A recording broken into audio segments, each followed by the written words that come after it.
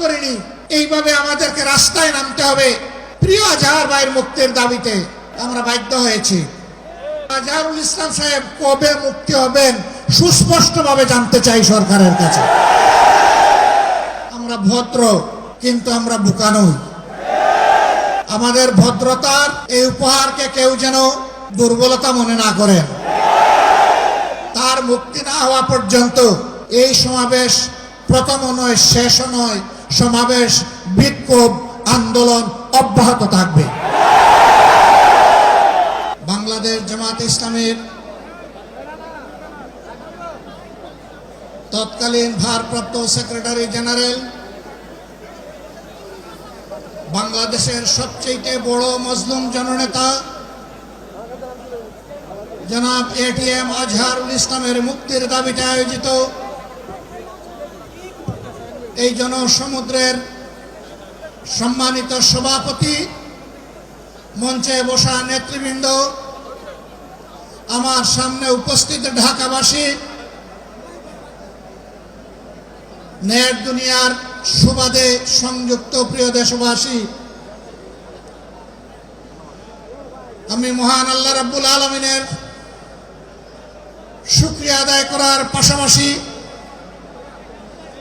অত্যন্ত বেদনা ভারাক্রান্ত মন নিয়ে আজ আপনাদের সামনে হাজির হয়েছি।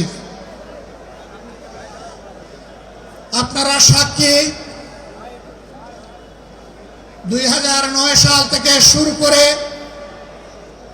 2024 সালের 5ই আগস্ট পর্যন্ত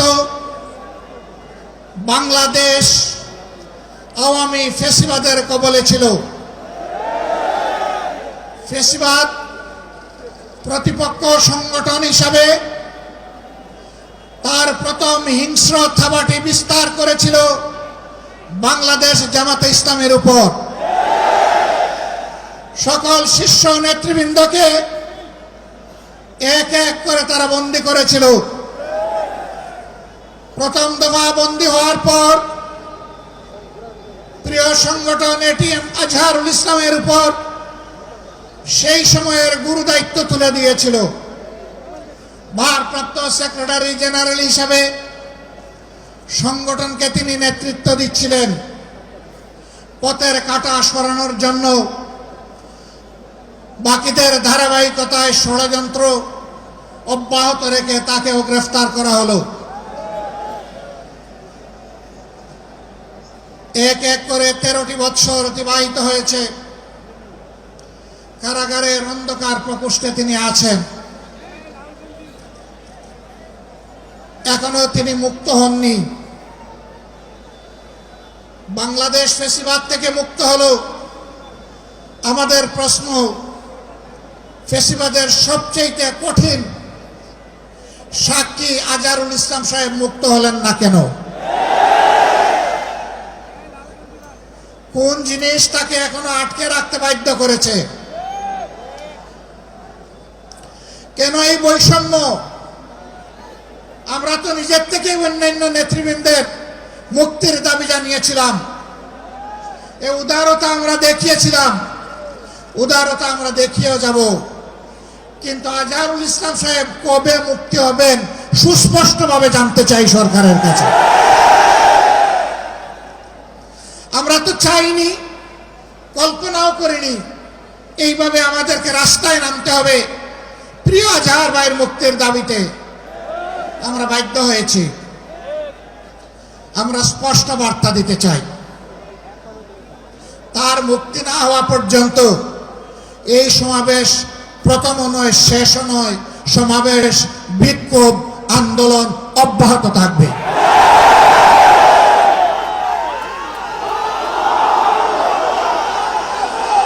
আমরা আশা করব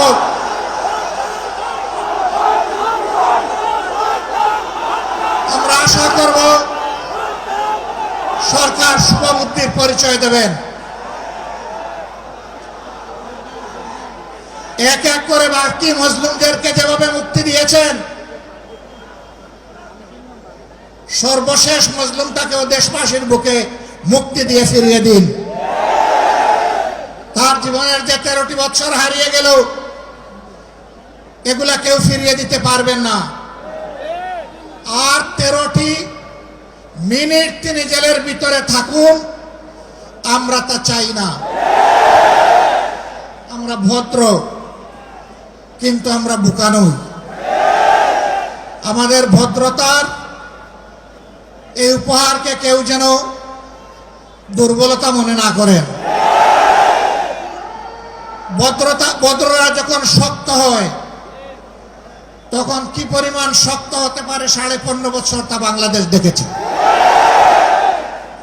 আমি কারো কথা বলবো না, কে কি করেছেন, কোথায় আপোষ করেছেন করেন না, এটা আমার সাবজেক্ট না। কিন্তু মহান আল্লাহর পর ভরসা করে মহান আল্লাহকে সাক্ষী রেখে বলছি 15.5 বছর মহান আল্লাহর দেওয়া শক্তির কারণে, মহান আল্লাহকে ভয় করার কারণে বাংলাদেশ জামাতে ইসলামী কোনো অপশক্তির কাছে কখনো মাথা নত করেননি। জীবন দিয়েছে, আপোষ করেনি। বহু আপোষের প্রস্তাব আমাদের কাছেও এসেছিল। ফাঁসির কাস্টে নেতৃবৃন্দকে পাঠিয়ে দেওয়ার আগে জনে জনে দফায় দফায় প্রস্তাব এসেছিল। বাংলাদেশের জনগণ জানে, জীবিত অবস্থায় আল্লাহর সেই নেক বান্দারা, বাংলাদেশের বীর সন্তানেরা, তারা ওই সমস্ত প্রস্তাবগুলোকে পায়ের তলে ফেলে দিয়েছিলেন। আমরা তাদের উত্তরসূরি। সুতরাং মেহেরবানি করে আমাদের আর ধৈর্যের পরীক্ষা নেবেন না, তাকে মুক্তি দিন। কেন আমাদের নিবন্ধন আটকে রেখেছেন? নিবন্ধন তো জালিম সরকার কেড়ে নিয়েছিল। সেই জুলুম আপনারাও কি আমাদের উপরে করবেন? এই জন্য কি হাজার জনতা জীবন দিয়েছে, হাজার হাজার মানুষ পঙ্গুত্ব বরণ করেছে, আবারও সেই বৈষম্য দেখার জন্যে। আমরা বাংলাদেশের মাটিতে আর কোনো বৈষম্যকে বরদাস্ত করব না। সকল বৈষম্যের কবর রচনা না হওয়া পর্যন্ত আমাদের আন্দোলন অব্যাহত থাকবে ইনশাআল্লাহ।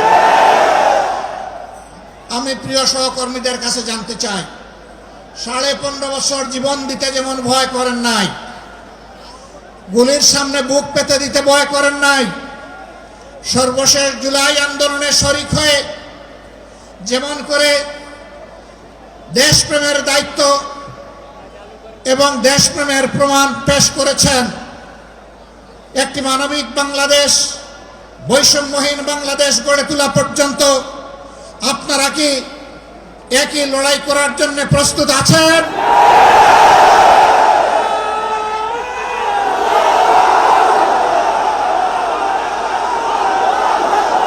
ছাত্র যুবক বন্ধুদের কণ্ঠে কণ্ঠ মিলে বারবার বলতে চাই, আবু সাইদ মুক্ত, আবু সাইদ মুক্ত। শেষ হয়নি যুদ্ধ, এই যুদ্ধ চলবে ইনশাআল্লাহ। আমাদেরকে মেহেরবানি করে কেউ নতুন করে আর চোখ রাঙাবেন না। ফেসিবাদের ভাষায় কেউ কথা বলবেন না,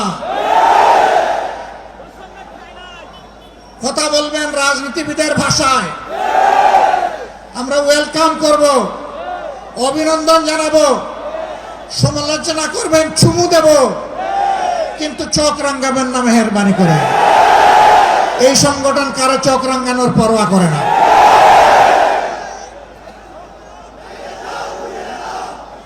আমার সম্মানিত ভাইরা, দেশের বিরুদ্ধে, জাতির বিরুদ্ধে অতীতেও ষড়যন্ত্র ছিল।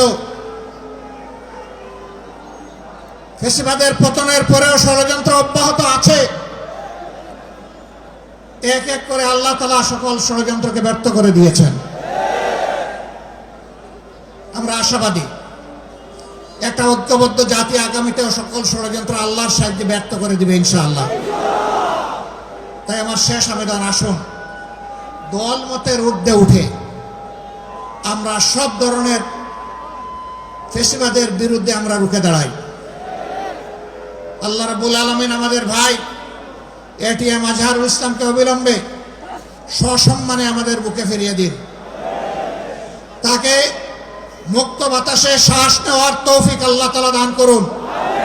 আমরা বিশ্বাস করি আসমান জমিনের মালিকের ইশারাই সর্বোচ্চ ইশারা, তার ফয়সালাই চূড়ান্ত ফয়সালা।